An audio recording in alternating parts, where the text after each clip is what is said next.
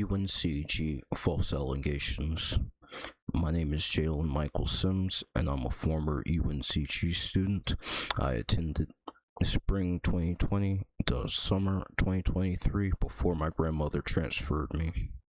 Starting in the fall of 2022, I was constantly harassed by people on the third floor of Bailey Hall, then later by students and staff, including campus police all over campus.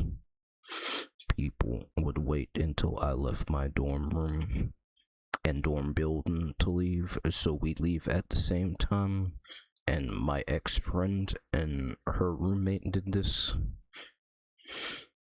In addition to that, when I got back to my dorm for my late classes, or just got back to my dorm at all, or the dorm building, a vehicle would speed off the moment I went inside, and on one occasion I even caught a UNCG police SUV doing it. People also made weird submissions to the UNCG crush page that were likely incorrectly attributed to me. To isolate me even further, I used Yik Yak and would post 11:11 at 11:11 p.m. based on a Snapchat filter I used. And then and most of the time, well, pretty much all of the time, it was out of habit. But I wasn't actually wishing for anything when I was posting that. And I certainly wasn't wishing, like, in reference to a specific person or anything like that, because I don't wish or set goals that are dependent on another person. But anyway, someone on Yik Yak doxed me and then started bullying and stalking my social media profiles. Whenever I went to the caf, someone would leave. Whenever I would get ready to leave, someone would watch me and then get up a little bit before I would to make it seem like I was following them. And then on top of that, women would get up when I was leaving the caf, like they were like as if they were waiting on me to leave the caf so they could enter. Which was weird because I did not have any contact with anybody on campus, so I'm not sure where they would get that type of behavior from. But anyways,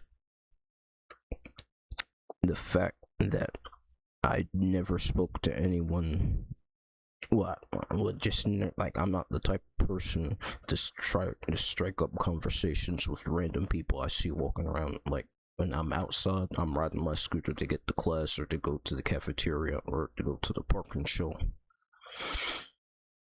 But I didn't know anybody on campus to talk to either, except for maybe about a handful of people who I didn't even really interact with. And on top of that, I was silent in all of my classes, especially when I started my art classes, because I was trying to focus on my artwork and stuff, and I was trying not to get distracted by anything. Plus, I knew there were going to be first years in that class, and I didn't want any freaking drama with that. But still, even when I didn't talk to anybody in my classes, I was still treated like a creep who was only taking art classes just to prey on women and shit, when I had no interest in doing that. Like, I wanted to study animation from the start, but I was forced by my family to study stuff I wasn't, like I was interested in it, but I wasn't committed to it as doing that as a career and stuff.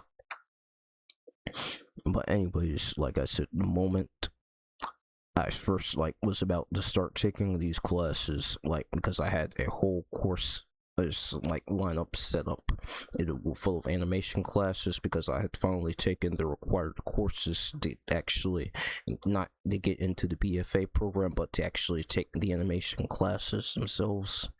But I ended up getting transferred before I could even take those classes.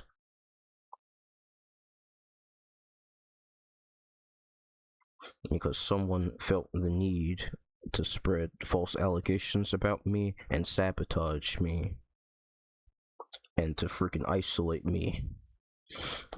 I know everything that they're saying about me is bullshit and defamation, or else there would be public posts about that Because whenever somebody gets counseled nowadays, there's normally a Google Doc full of all the accusations and stuff. If people can do that for other people, why is the accusations against me have to be so fucking secret? There's something fishy about that. And if you cannot make public accusations, there's something wrong about that. Well, anyways, law enforcement has something to do with this, with organizing the harassment and now torture. But at this point, I don't care. I have 2 strong leads to the source of where the false allegations came from, and I also have a method of getting the info I need. I tried to let this go, and I tried to move on and try to live my life, but these people my harassers and torturers will literally monitor everything I do and try to sabotage it, and to the point where I can't even use my fucking computer without getting shot in my goddamn hands. I can't fucking write or something on a fucking book without getting shot in my hands. I can't fucking do anything.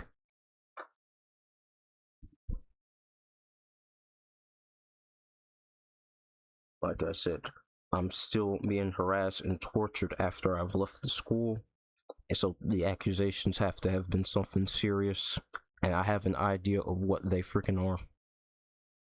Because, like I said, I've been harassed at times referencing Nazis, freaking white supremacists, EDP 445, my Instagram shit.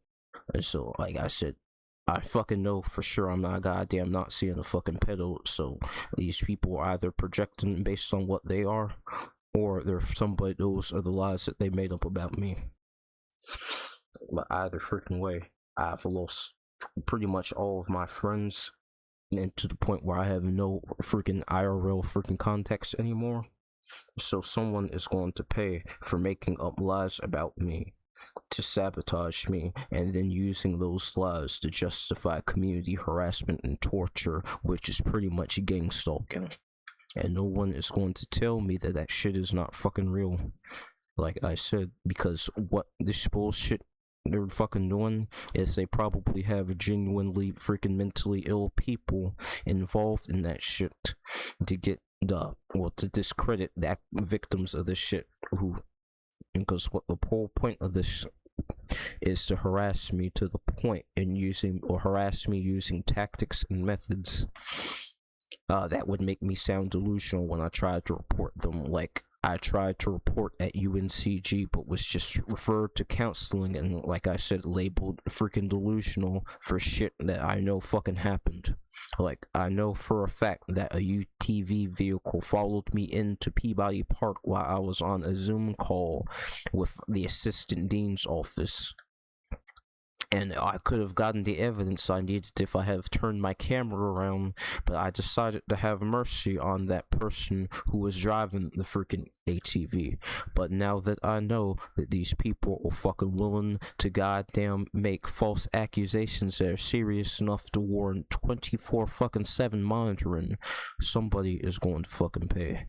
Like, I have reported this shit to the FBI, DOJ, and the freaking Department of Education, various human rights and other civil rights organizations, and not a single goddamn one of these people have been able to fucking help me goddamn out.